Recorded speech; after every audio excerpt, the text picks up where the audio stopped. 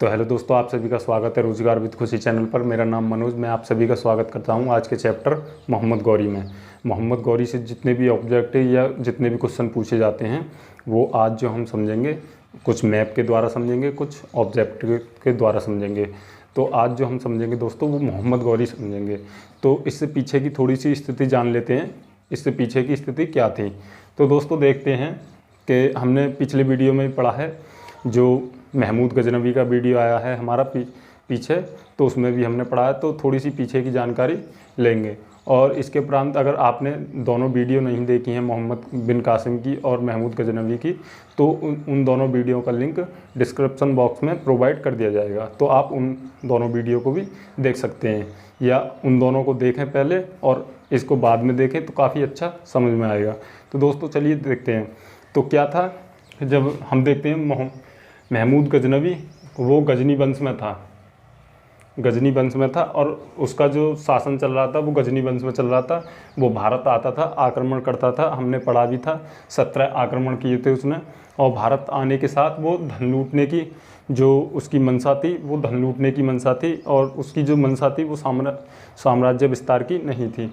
तो वो धन लूट कर अपने गजनी साम्राज्य में ले जाता था। लेकिन अगर देखें तो दोस्तों, तो मोहम्मद गजनवी के बाद उसकी मृत्यु हो जाती है, और उसकी मृत्यु के बाद उस गजनी के क्षेत्र में ऐसा कोई शासक नहीं आता जो उस गजनी को मजबूत कर सके। तो उसी में फिर बाद में चलकर एक वंश उभरता है, और वो कहाँ से उभरता है, तो वो उभरता है गौर प्रदेश से। अब गौर प्रदेश देख लेते हैं दोस्तों, तो वो कहाँ था, तो वो गजनी के क्षेत्र में था, और वो कहाँ था, गौर प्रदेश। और गजनी कहाँ था, अफ़गानिस्तान में। और हम देखते हैं तो उसमें कौन आते हैं, या गौर प्रदेश में जो एक वंश की स्थापना होती है, संसवानी वंश, और उसकी जो स्थापना करते हैं वो एक कुतुबुद्दीन हसन नामक व्यक्ति करते हैं। और बाद में चलकर उनके 6 पुत्र होते हैं। 6 पुत्रों में देखते हैं तो उनमें साम्राज्य का विस्तार होता है, मतलब 6 में बढ़ जाता है साम्राज्य। और फिर बाद में चलकर कौन आते हैं, तो वो आते हैं मोहम्मद गौरी। तो हम देखते हैं दोस्तों, तो मोहम्मद गौरी सबसे पहले मुल्तान पर आक्रमण करते हैं, फिर उसके बाद गुजरात पर आक्रमण करते हैं, तराइन का युद्ध होता है, चंदावर का युद्ध होता है। तो आज जो हम दोस्तों उन्हें समझेंगे मेन इंपॉर्टेंट युद्धों को जिनसे क्वेश्चन पूछे जाते हैं। तो चलिए दोस्तों पहले देख लेते हैं इनकी स्थिति क्या थी। तो हम देखते हैं दोस्तों, ये था गजनी का क्षेत्र जो अफगानिस्तान क्षेत्र में था। तो ये था गौर प्रदेश, गौर प्रदेश। अब दोस्तों देखते हैं तो सबसे पहले वो कहाँ आक्रमण करता है, तो वो आक्रमण करता है मुल्तान पर। कहाँ आक्रमण करता है, तो वो सबसे पहले करता है मुल्तान पर। अब मुल्तान कहाँ था, तो वो पहले भारत में था, लेकिन अगर वर्तमान में देखें तो वर्तमान में उसकी स्थिति कहाँ है, तो वो पाकिस्तान क्षेत्र में है। अब इसमें देखते हैं दोस्तों, भारत में कौन कौन से वंश चल रहे थे और जिनसे मोहम्मद गौरी का संबंध था, जिनसे क्वेश्चन पूछ लिए जाते हैं, तो उन्हीं को देखेंगे। क्योंकि हम देखते हैं दोस्तों, इसमें काफ़ी क्षेत्र में हम देखते हैं कि ज़्यादातर राजपूत वंश थे। और हम देखते हैं दोस्तों, तो मोहम्मद गौरी ने एक सपना देखा था कि मैं कन्नौज के क्षेत्र पर आक्रमण करूंगा, और उसे अपने अधीन लाकर मैं भारत के अन्य जितने भी राज्य, जितने भी वंश चल रहे थे, उन सब वंशों को अपने अधिकार में कर लूँगा। लेकिन हम देखते हैं दोस्तों, ये था सबसे पहले देखते हैं, ये था कन्नौज। कन्नौज, और इसमें कौन सा वंश चल रहा था दोस्तों, तो इसमें चल रहा था गहडवाल वंश। और इसके जो शासक थे, प्रमुख शासक थे, वो कौन थे, तो वो थे जयचंद। अब हमने देखा दोस्तों कि जो कन्नौज के क्षेत्र की स्थिति क्या थी, तो कन्नौज के क्षेत्र में गहडवाल नामक एक वंश चल रहा था, और उसके शासक कौन थे, तो उसके शासक थे जयचंद। अब देखते हैं दोस्तों, गुजरात के क्षेत्र में कौन सा वंश था, तो गुजरात के क्षेत्र में देख लेते हैं दोस्तों। तो गुजरात के क्षेत्र में चालुक्य वंश चल रहा था।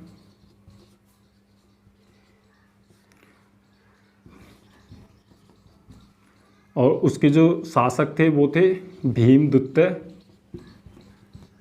या मूलराजदुत्य।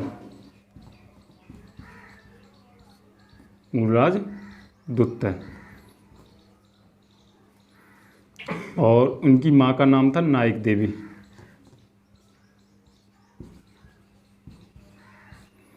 तो दोस्तों गुजरात के क्षेत्र में हम देखते हैं कि जो गुजरात के क्षेत्र में था वो चालुक्य वंश का शासन चल रहा था, और उसके जो शासक थे, जो मेन शासक थे, वो थे मूलराज द्वितीय, और उनको एक अन्य नाम से भी जाना जाता है, भीम द्वितीय या मूलराज द्वितीय के नाम से भी जाना जाता है। और वो अल्पवयस्क एक राज शासक थे, और उनकी माता थी नायक देवी, और वो एक विधवा महिला थी, और उनको शासन चलाने में काफ़ी मदद करती थी, और काफ़ी हिम्मतशाली या कह सकते हैं हम काफ़ी आत्मनिर्भर महिला थी वो, जिससे मोहम्मद गौरी की पराजय होती है वो कहाँ से होती है, तो वो यहीं से होती है। आप देखते हैं दोस्तों कि दिल्ली के क्षेत्र और अजमेर के क्षेत्र में भी एक वंश चल रहा था, और उस वंश के बारे में जानकारी ले लेते हैं। तो ये जो था, ये था हमारा अजमेर क्षेत्र, अजमेर क्षेत्र। और इसके ऊपर देखते हैं तो ये था दिल्ली क्षेत्र, दिल्ली क्षेत्र। और इन दोनों में अगर हम देखें, इन दोनों में, तो इन दोनों में कौन सा वंश चल रहा था, तो वो था चौहान वंश, चौहान वंश। और इनके जो शासक थे वो कौन थे, तो वो थे पृथ्वीराज,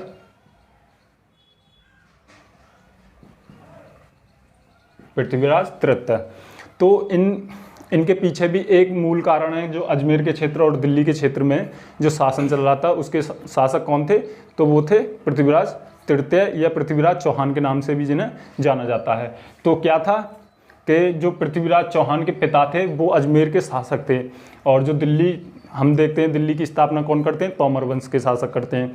और तो फिर देखते हैं दोस्तों कि जो अजमेर में शासक थे पृथ्वीराज चौहान के पिता, तो उनका क्या होता है कि उनकी शादी होती है दिल्ली में। अब दिल्ली में होती है शादी उनकी, तो जिनसे भी होती है, तो उनके पिता पर कोई निसंतान थे, मतलब उन पर कोई संतान नहीं थी, उनके कोई पुत्र नहीं था। तो क्या होता है फिर, जो पृथ्वीराज चौहान के नाना होते हैं वो अपना साम्राज्य किसको दे देते हैं, तो वो दे देते हैं पृथ्वीराज चौहान को। तो इसलिए अजमेर और दिल्ली के शासक कौन बन जाते हैं, पृथ्वीराज तृतीय या पृथ्वीराज चौहान। तो फिर दिल्ली और अजमेर में किस वंश का शासन चलने लग जाता है, चौहान वंश का। और एक कहानी इसके ऊपर भी है कि इनमें कभी भी आपस में एकता नहीं थी। अब वर्तमान में देखते हैं हम दोस्तों, वर्तमान में भी एकता नहीं मिलती है, लेकिन अगर पीछे की बात करें तो उस टाइम भी एकता नहीं थी, क्योंकि पृथ्वीराज चौहान कन्नौज की एक संयुक्ता नाम की, जो कन्नौज के जो शासक थे जयचंद, उनकी एक पुत्री थी संयुक्ता। अब संयुक्ता से क्या करते हैं वो, किडनैप, अपहरण, तो आज के टाइम में तो किडनैप कहते हैं, तो किडनैप कर लेते हैं और एक प्रेम विवाह करते हैं। तो किससे करते हैं, संयुक्ता जो जयचंद की पुत्री थी। इसके हम देखते हैं तो इन दोनों में आपसी एक टकराव या संघर्ष की स्थिति रहती है। तो इसी संघर्ष की स्थिति या इसी का लाभ उठाकर मोहम्मद गौरी अपने आक्रमण में सफल होता है और विजित क्षेत्रों को जीतता है। तो अब देखते हैं दोस्तों, अब चलते हैं दोस्तों मोहम्मद गौरी का आक्रमण। सबसे पहले आप चलते हैं मुख्य बिंदु की तरफ। तो सबसे पहले देखते हैं दोस्तों, तो जो गौर प्रदेश था उसमें एक वंश की स्थापना होती है, और जो गौर प्रदेश है उसमें एक वंश की स्थापना होती है। कौन सा वंश है वो, तो वो है संसवानी वंश, संसवानी वंश। संसवानी वंश की स्थापना होती है, और उसकी जो शासक होते हैं, संसवानी वंश के शासक होते हैं, यह स्थापना कौन करते हैं, तो उनका नाम है कुतुबुद्दीन हसन, कुतुबुद्दीन हसन, कुतुबुद्दीन हसन। और उनके 6 पुत्र होते हैं, हमने अभी बताया था उनके 6 पुत्र होते हैं। आपस में साम्राज्य बंटता है, फिर उनसे निकलकर कौन आते हैं, तो मोहम्मद गौरी आते हैं। और मोहम्मद गौरी आते हैं दोस्तों, तो मोहम्मद गौरी। और अगर मोहम्मद गौरी से एक क्वेश्चन भी बन जाता है कि मोहम्मद गौरी का पूरा नाम क्या है, तो उसे भी देख लेते हैं दोस्तों। तो उनका नाम है शहाबुद्दीन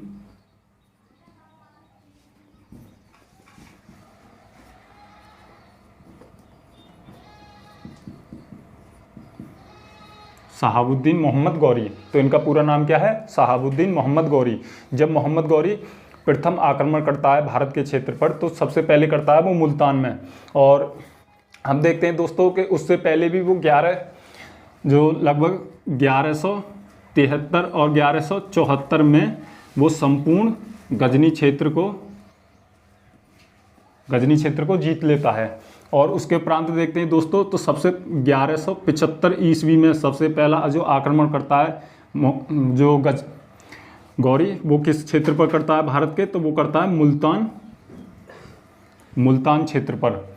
और मुल्तान क्षेत्र कहाँ पड़ता है, तो वर्तमान में पाकिस्तान में पड़ता है। और इसके उपरांत देखते हैं दोस्तों, तो फिर वो करता है 1178 ईस्वी में, और वो मार्ग बदल कर करता है। हम देखते हैं दोस्तों, तो फिर वो अपना मार्ग बदलता है और मार्ग बदलकर वो करता है गुजरात क्षेत्र पर। और गुजरात क्षेत्र में जब उसका आक्रमण होता है, किससे होता है, तो वो चालुक्य वंश के जो राजा थे भीमदुत्तय और उनकी माता का नाम था नायक देवी, तो उनके विरुद्ध उनका सामना होता है और काफ़ी साहसी से माउंट आबू क्षेत्र में उनका सामना होता है और जो मोहम्मद गौरी को परास्त कर दिया जाता है और मोहम्मद गौरी अपनी जान बचाकर वहाँ से भाग जाता है। तो कब होता है, तो वो 1178 ईस्वी में होता है। किस पर, गुजरात के विरुद्ध, गुजरात आक्रमण। और इसमें गौरी की प्रथम पराजय।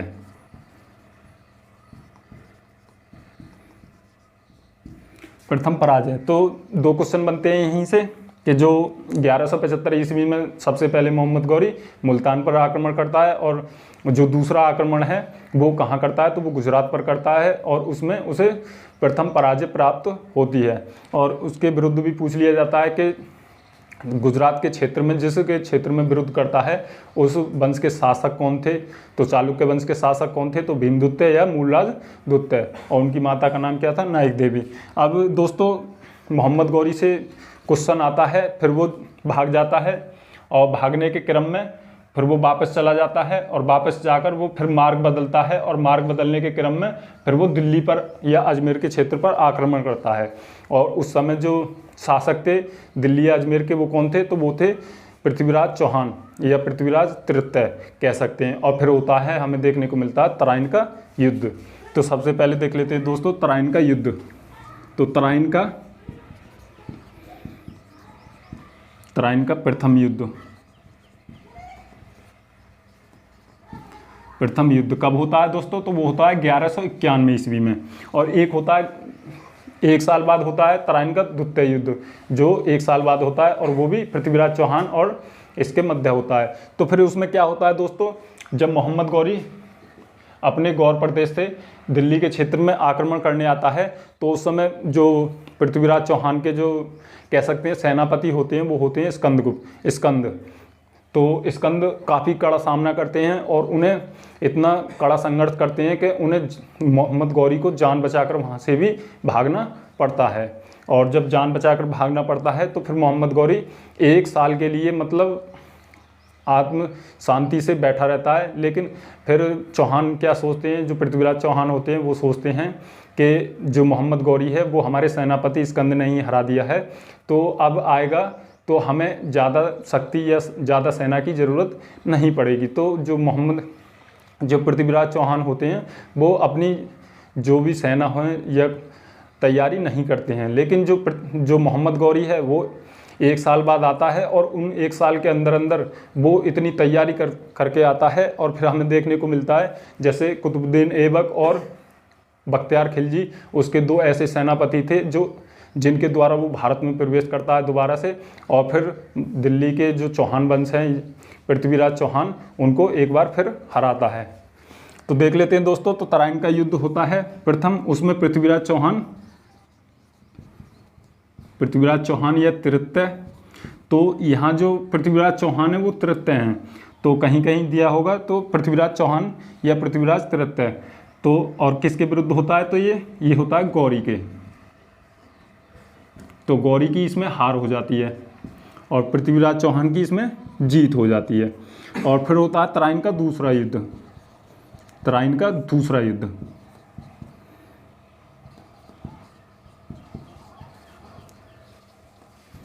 और फिर वो कब होता है, तो वो होता है एक साल बाद 1192 ईस्वी में। उसमें क्या होता है, तो उसमें गौरी की जीत होती है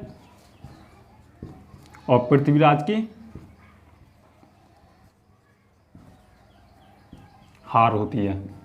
और इस तराइन के दूसरे युद्ध में पृथ्वीराज चौहान हार जाते हैं और इस युद्ध में हारने के पश्चात मोहम्मद गौरी एक मुस्लिम सत्ता स्थापित करता है, और उस स्थापित करने के उपरांत हम देखते हैं तो आक्रमण तो काफ़ी पहले से होते हैं, और आक्रमण होते हैं तो हम देखते हैं दोस्तों मोहम्मद बिन कासिम के टाइम से ही आक्रमण होते हैं। तो मोहम्मद कासिम आए पहले आक्रमण करने, फिर आते हैं महमूद गजनबी, और फिर आते हैं बाद में मोहम्मद गौरी। तो अब तक किसी ने भी मुस्लिम सत्ता स्थापित नहीं की थी, और पहली बार हम कौन स्थापित करता है, तो वो करते हैं मोहम्मद गौरी। और फिर आगे हम पढ़ेंगे सल्तनत काल, तो उसमें सल्तनत काल में 5 वंश भी हैं, जैसे गुलाम वंश, खिलजी वंश, तुगलक वंश और सैयद वंश और लोधी वंश। तो उनमें भी हमें देखने को मिलता है। तो वो कहाँ से पड़ती है, मुस्लिम सत्ता की स्थापना कहाँ से होती है, तो वो यहीं से होती है। और किस युद्ध के बाद होती है, तो वो तराइन के द्वितीय युद्ध के बाद देखने को हमें मिलती है। आप देख लेते हैं दोस्तों। इसके बाद तो सबसे जो एक क्वेश्चन बन जाता है कि मुस्लिम सत्ता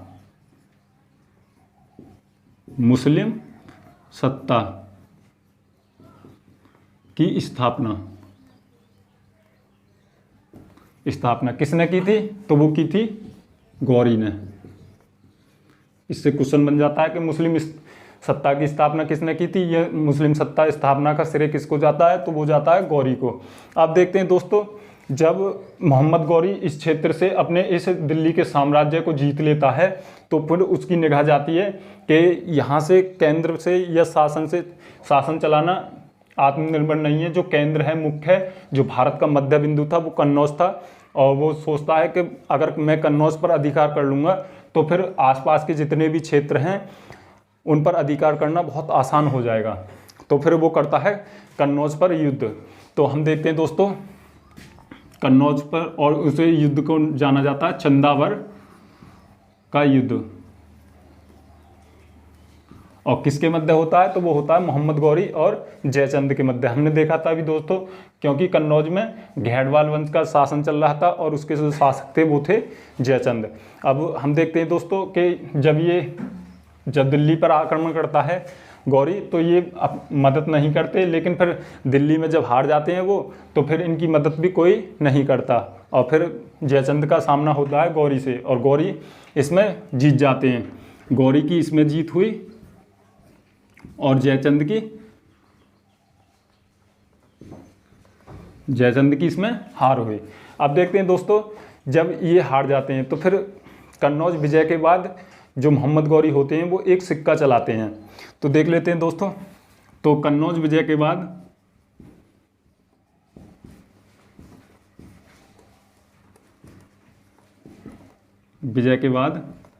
वह एक सिक्का चलाते हैं, और उस सिक्के पर एक तरफ देवी लक्ष्मी की फोटो और या देवी लक्ष्मी का आकृति बनवाते हैं, और दूसरी तरफ वो बनवाते हैं, अरबी में कलमा लिखवाते हैं। तो हमें देखने को मिला होगा महमूद गजनबी के, अगर हमने पाठ में पढ़ा होगा तो दोस्तों, महमूद गजनबी भी एक प्रकार से ऐसा ही करते हैं। वो क्या करते हैं कि उस सिक्के पर एक तरफ तो संस्कृत में कुछ लिखवाते हैं और दूसरी तरफ अरबी में एक कलमा लिखवाते हैं। तो इसी प्रकार ये भी एक सिक्के पर क्या करते हैं, तो एक तरफ तो वो बनवाते हैं देवी लक्ष्मी की आकृति, और दूसरी तरफ अरबी में कलमा। तो ये भी क्वेश्चन पूछ लिया जाता है कि जो देवी लक्ष्मी की आकृति है वो सबसे पहले किसने बनवाई थी, तो वो गौरी ने बनवाई थी। अब दोस्तों फिर मोहम्मद गौरी यहाँ से चला जाता है भारत से, और फिर भारत आखिरी बार वो आता है 1205 ईस्वी में। आखिरी बार कब आता है, तो वो आता है 1205 ईस्वी में। और 1205 ईस्वी में आता है तो इस सीमा प्रांत के क्षेत्र में एक जनजाति रहती थी, खक्कर जनजाति। अब उस खक्कर जनजाति से उसका मुकाबला होता है। जब वो आता था तो काफ़ी आत्मशील और जोश में आता था, और हम देखते हैं जो खक्कर जनजाति थी उसका उससे सामना हुआ, और खक्कर जनजाति को हराकर वह कन्नौज क्षेत्र में आ जाता है। लेकिन फिर क्या होता है दोस्तों, जब बाद में वो कन्नौज क्षेत्र से जब वापस जाता है कि नहीं, वो फाइनल डिसीजन लेता है कि नहीं, अब मुझे इस क्षेत्र में नहीं रुकना, मुझे अपने गजनी क्षेत्र में वापस जाना है। तो फिर वो जाता है सीमा प्रांत से ही अपने क्षेत्र में। तो जो खक्कर जनजाति के लोग थे वो इंतज़ार कर रहे थे कि आ जाओ, अब तुम्हारा काम तमाम हम कर देंगे। तो वो इसी इंतज़ार में बैठे थे। और मोहम्मद गौरी की 6 ईस्वी में 15 मार्च 1206 ईस्वी में उसकी हत्या कर दी जाती है। तो अब देखते हैं दोस्तों कि 1206 ईस्वी में वो भारत आता है और कुछ टाइम रुकता है और लगभग 15 मार्च 1206 ईस्वी में उसकी हत्या कर दी जाती है। और हत्या कौन करता है? तो वो करते हैं खक्कड़ जनजाति के लोग। खक्कड़ जनजाति के लोग करते हैं। अब देखते हैं दोस्तों, जब वो यहाँ से जाता है तो वो अपना जो शासन है, जो राज व्यवस्था है, उसको अपने एक गुलाम या दास को छोड़कर जाता है, सौंप कर जाता है, और उसका नाम है कुतुबुद्दीन ऐबक। तो उस सेनापति को सौंप के जाता है। तो हम आगे पढ़ेंगे कि गुलाम वंश और ये सल्तनत काल चालू होते हैं। तो सबसे पहले देख लेते हैं दोस्तों कि कुतुबुद्दीन ऐबक।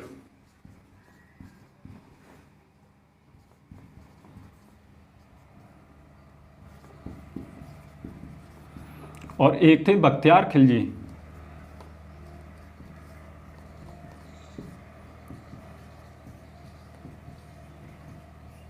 बख्तियार खिलजी। अब कुतुबुद्दीन ऐबक और बख्तियार खिलजी, अब इनमें अंतर क्या था दोस्तों? ये दोनों ही किसके सेनापति थे या गुलाम थे? किसके थे? मोहम्मद गौरी के गुलाम थे ये दोनों, और सेनापति भी थे। तो अब हम देखते हैं कि 1206 ईस्वी में मोहम्मद गौरी की मृत्यु हो जाती है। और जब ऐबक को पता चलता है कि मोहम्मद गौरी की मृत्यु हो जाती है तो वो भारत में अपने शासन को चलाना शुरू कर देता है। और कहाँ से चलाता है? तो वो चलाता है लाहौर से।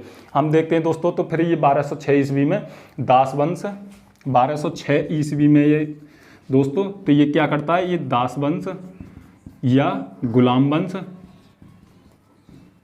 या मामलूक वंश, मामलूक वंश की स्थापना कर देता है। और अपने शासन को कहाँ से चलाता है? तो ये चलाता है लाहौर से।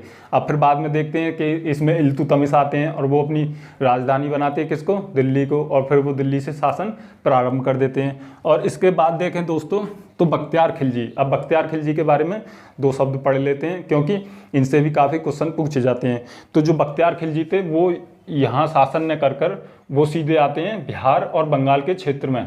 अब बिहार बंगाल के क्षेत्र में देखते हैं दोस्तों, जो हमारी पढ़ाई के या शिक्षा के जो प्रमुख केंद्र थे वो थे नालंदा विश्वविद्यालय और विक्रमशिला विश्वविद्यालय। जो हम देखते हैं दोस्तों, तो थोड़ा मिटाना पड़ेगा दोस्तों।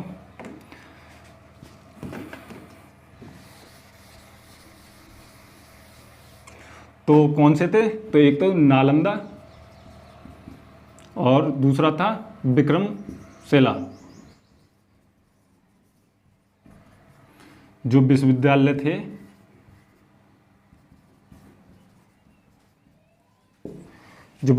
थे, उनको ध्वस्त कर देता है, उसको मतलब तोड़ देता है, और उनको तोड़ता हुआ आगे बढ़ता है बंगाल के क्षेत्र में।